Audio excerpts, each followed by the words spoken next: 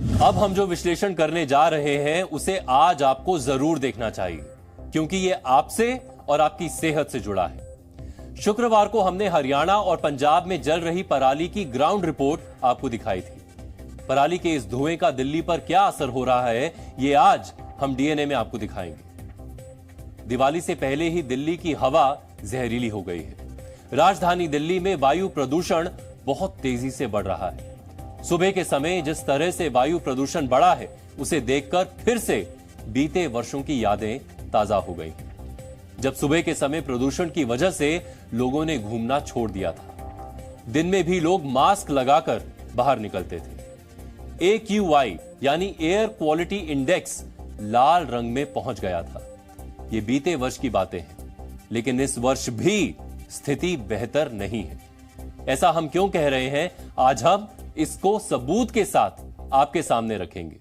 इसीलिए मैंने इस विश्लेषण की शुरुआत करते हुए सबसे पहले यही कहा था कि आज आपको हमारा यह विश्लेषण जरूर देखना चाहिए, क्योंकि ये आपकी सेहत से जुड़ा मुद्दा है।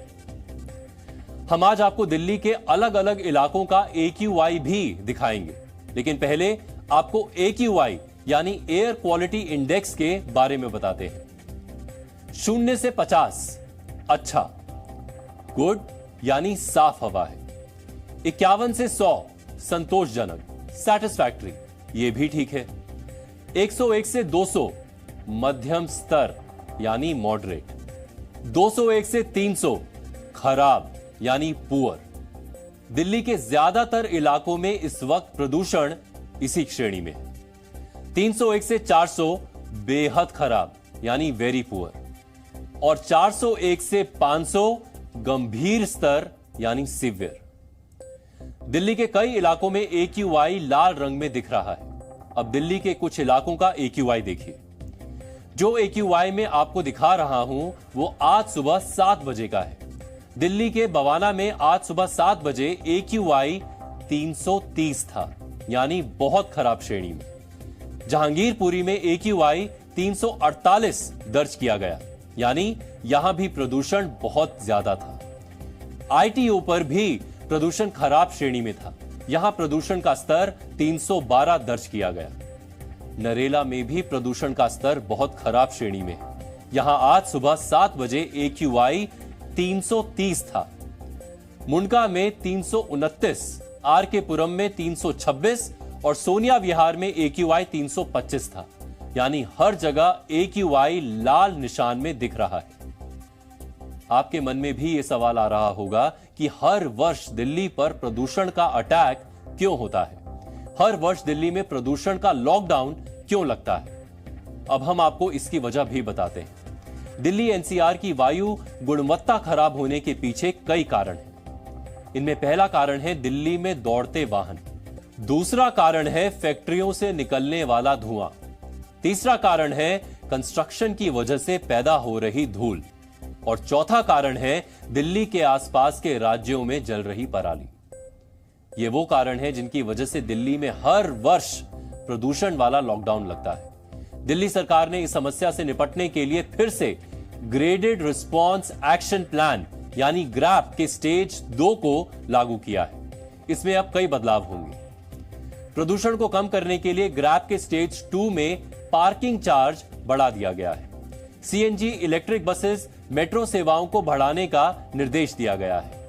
दिल्ली के बड़े चौक पर ट्रैफिक पुलिस की तैनाती बढ़ेगी ताकि जाम ना लगे।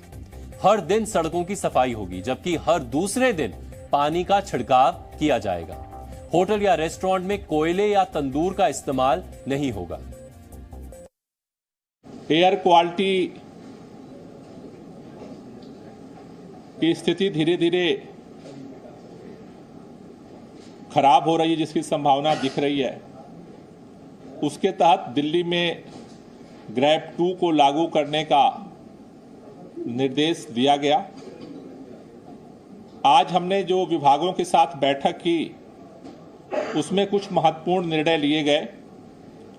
जो सबसे पहला निर्णय लिया गया कि दिल्ली के अंदर 13 हॉट स्पॉट्स हैं, यानी कि 13 वो क्षेत्र हैं कि जहां पर प्रदूषण की स्थिति ज्यादा सामान्य जगहों से खराब होती है।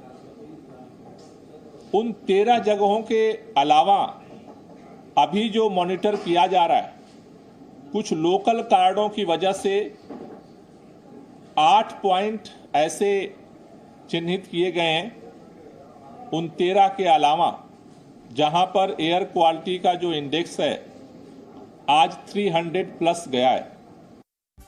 दिल्ली में अक्टूबर नवंबर में हर वर्ष इसी तरह के कदम उठाए जाते हैं, लेकिन इसके बावजूद समस्या कम नहीं होती। अब हम आपको इसका सबसे बड़ा कारण बताते हैं।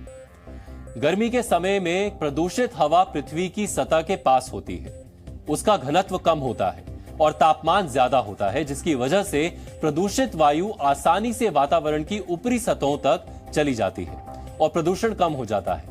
लेकिन जैसे ही सर्दी दस्तक देती है, वायु का घनत्व बढ़ता है और तापमान कम हो जाता है, जिसकी वजह से प्रदूषण पृथ्वी की सतह के नजदीक ही फंसकर रह जाता है। इसके अलावा इस मौसम में हवा भी कम चलती है, इसीलिए प्रदूषण छटता नहीं।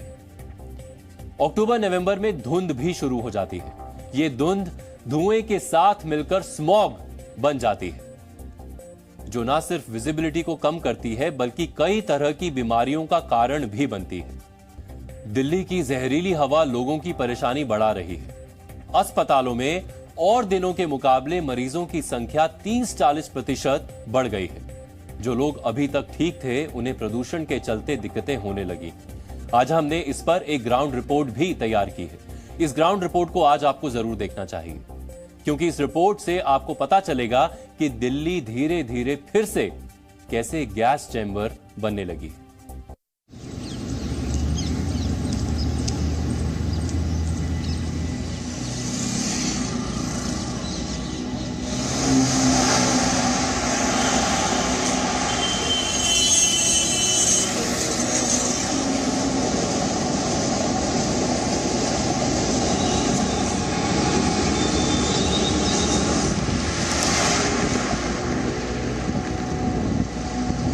साफ हवा हम सब का बुनियादी अधिकार है, क्योंकि ये हमारे राइट टू लाइफ यानी जीने के अधिकार से जुड़ा है। लेकिन अक्टूबर नवंबर आते ही दिल्ली एनसीआर वालों का ये अधिकार हर वर्ष छिन जाता है।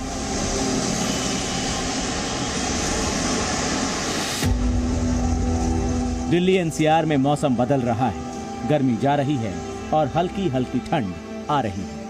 इसके साथ ही दिल्ली प्रदूषण की सफेद चादर भी ओढ़ने लगी।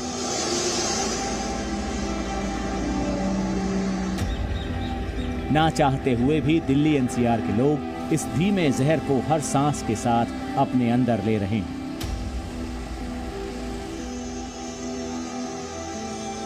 दिल्ली में गिरते तापमान के साथ लोगों को राहत मिलना तो शुरू हुई, लेकिन एक परेशानी जो कि वाकई में बहुत बड़ी है दिल्ली के लोगों के सामने फिर से आ खड़ी हुई है, और ये परेशानी है दिल्ली के प्रदूषण की। आज सफर ऐप के आंकड़ों के मुताबिक दिल्ली का AQI सुबह 6 बजे 306 दर्ज कराया गया। वहीं अब ये AQI आप सुबह 8 बजे देख सकते हैं कि 309 दर्ज कराया गया। यानी ये AQI, ये प्रदूषण स्तर लगातार बढ़ता जा रहा है।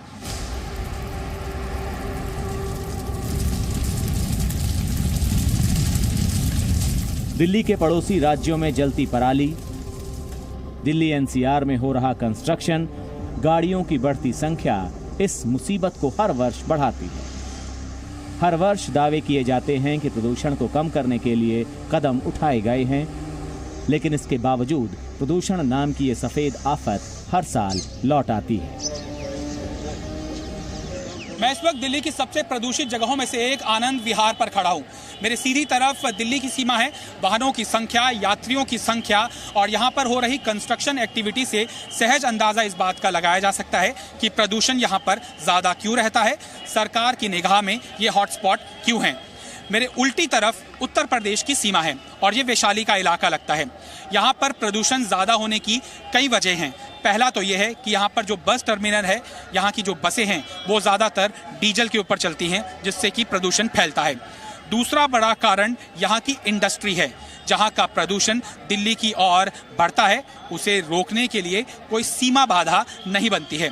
तीसरा महत्वपूर्ण कारण है कि गाजीपुर लैंडफिल साइट जहां पर पास ही में है, जहां पर आग लगने की घटनाएं कम जरूर हुई हैं, लेकिन फिर भी उनके कारण यहां पर प्रदूषण होता है। सुबह लोग सैर पर जा रहे हैं इस उम्मीद में कि साफ हवा मिलेगी, दिन की अच्छी शुरुआत होगी, लेकिन साफ हवा मानो अब एक सपने की तरह है। मॉर्निंग में जो फ्रेशनेस वाली जो फील आती थी, हम मॉर्निंग में निकलते इसलिए थे कि एक मॉर्निंग का जो फ्रेश एक एयर और आपको जो यहाँ का एनवायरनमेंट दिखता था, जो फ्रेशनेस आती थी, वो नहीं मिल रही है। पहले कहा जाता था कि दिवाली की वजह से दिल्ली में प्रदूषण बढ़ता है, लेकिन पटाखों पर रोक के बावजूद इसमें कोई कमी नहीं आई। सबसे ज्यादा नुकसान पहुंचाती है प्रदूषण वाली पॉलिटिक्स, जिसमें हर वर्ष सिर्फ एक दूसरे पर ठीकरा फोड़ा जाता है और आम लोगों की किस्मत में आता है सफेद जहर। पोल्यूशन लेवल्स तो पिछले 10 से 12 दिन से दिल्ली के अंदर बढ़ रहे हैं। आज रियली फील हुआ है, मतलब आइस के अंदर, और देयर इज स्मॉग बहुत ज़्यादा है। मतलब आपने आसपास देखिए तो काफ़ी ज़्यादा स्मॉग है। वायु प्रदूषण की वजह से हवा में सूक्ष्म कणों यानी PM 2.5 का खतरा भी बढ़ रहा है। PM 2.5 हवा में घुले ऐसे कण हैं जिनका आकार 2.5 माइक्रॉन्स है। ये कितना गंभीर है इसे आप इसी बात से समझ सकते हैं कि इंसान के सिर के एक बाल का आकार 50 माइक्रॉन्स होता है, यानी ये कण काफी बारीक होते हैं और जब हम सांस लेते हैं तो ये हमारे शरीर में प्रवेश कर जाते हैं, जिससे कई खतरनाक बीमारियां हो रही हैं। हम लोग बहुत सारी चीज़ों को लेके चलते हैं कि हमारी आंखें भी चल रही हैं, हाथ भी चल रहा है, दिमाग भी चल रहा है, हम उनके बारे में सोचते नहीं हैं। तो जैसे ये हमने देखा कि पोल्यूशन हमारे शरीर के अलग अलग अंग को अफेक्ट करता है, वैसे ही ये जो पार्टिकल्स हैं, खासकर PM 2.5 और ये जो पोल्यूटेंट्स हैं, ये ब्रेन के अंदर एक इन्फ्लेमेशन कॉज करता है, यानी कि न्यूरो इन्फ्लेमेशन जिसको बोलते हैं। और ये हमें शायद, क्योंकि डायरेक्ट लिंक तो हमारे पास नहीं है, पर ये डिजेनरेटिव डिसऑर्डर्स लाइक अल्जाइमर्स और पार्किंसंस, इन सब को भी प्रीडिस्पोज करता है। मैं ये ज़रूर कहूँगा कि ये जो एयर पोल्यूशन है ये हमारे ब्रेन को भी इफेक्ट करता है, न्यूरो डिजेनरेटिव कंडीशन, इन्फ्लेमेशन और स्ट्रोक सबको प्रीडिस्पोज करता है। दिल्ली में प्रदूषण बढ़ते ही अस्पतालों में भी मरीजों की लाइन लंबी होने लगी है। लोगों को सांस लेने में दिक्कत हो रही है। प्रदूषण की वजह से लोगों की सांस नली में सूजन आ रही है। पिछले एक हफ्ते की बात करें तो रफली 30 से 40% जो संख्या है मरीजों की ज़्यादा है, लेकिन उससे ज़्यादा इम्पोर्टेंट ये है कि ये जो मरीज़ हैं ये बिल्कुल स्टेबल थे, काफ़ी टाइम से हमारे फॉलोअप में भी थे, और उनको सडनली बिना किसी बुखार के, बिना किसी वायरल इन्फेक्शन के उनको सांस में तकलीफ़ होने लग गई, खांसी हो गई, वीजिंग शुरू हो गई, रात को सो नहीं सकते, खांसते रहते हैं। तो जब मैंने इनको एग्जामिन किया तो कोई ख़ास मुझे कोई एबनॉर्मेलिटी नहीं मिली। फिर एक्सरे कराया, एक्सरे भी ठीक था। जब एक टेस्ट किया जिसको हम फिनो टेस्ट कहते हैं, fraction of exhaled nitric oxide, ये एक एडवांस टेस्ट होता है जो कि एयरवे इन्फ्लामेशन, जो हवा की नलियों में सूजन होती है, उसका मेजर होता है। तो उन सभी मरीजों का ये टेस्ट बहुत ज़्यादा था। तो मैं ये साइंटिफिकली, वैज्ञानिक तौर पे कह सकता हूँ कि इनके एयरवे में इन्फ्लामेशन हुआ, और मेरे थॉट प्रोसेस के हिसाब से ये वायु प्रदूषण की वजह से है।